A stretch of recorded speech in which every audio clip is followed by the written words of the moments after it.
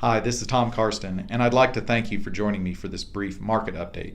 I wanted to address some of the volatility that many clients have seen in the U.S. and world markets over the past 2 weeks. I believe that this volatility was driven by three primary factors: the Federal Reserve, oil prices, and the upcoming elections here in the U.S. In all three cases, I believe that the impact of those events is very short-term in nature.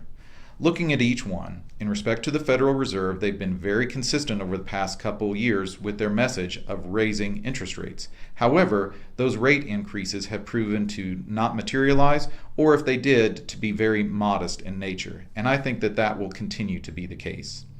In respect to oil, we see continued volatility surrounding the price of crude, and I believe some of that shorter term volatility is driven by the announcement from Saudi Arabia that they plan on an initial public offering for some of their shares of Aramco, which is their state-owned production unit. And then lastly, the U.S. elections bring us more uncertainty than we've probably seen in a long time here in the U.S. However, all three of those factors, I believe, are producing short-term volatility and don't pose any real risk to the long-term economic viability of stocks and companies here in the U.S. or abroad. So, what do we continue to do in your portfolios, and what's the impact?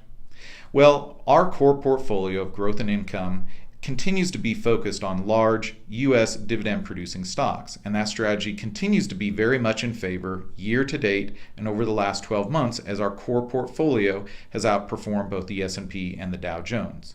However, the portfolio certainly has lost ground in the past couple of weeks with the pullback that we've seen. But we remain committed to that strategy, which is a long-term commitment by myself and our firm to focus on investing in solid companies that produce consistent, reliable income and dividends for our clients. And we believe that's a sound strategy today and tomorrow and the future. We are going to be making some changes for any clients that are invested in individual stocks in their portfolio. We do plan on selling Chevron in the near future and replacing it with Pfizer. Those changes are based on the research that we receive, our own internal changes, and what we're seeing in the marketplace, and continuing to focus on valuation and yield as two of the main criteria for selecting our stocks. As always, each portfolio is individually custom built for each client's particular needs. So if you've got questions about your own account, please feel free to call our office and one of our advisors would be happy to talk with you. Thanks very much for joining me, and I hope you have a great day.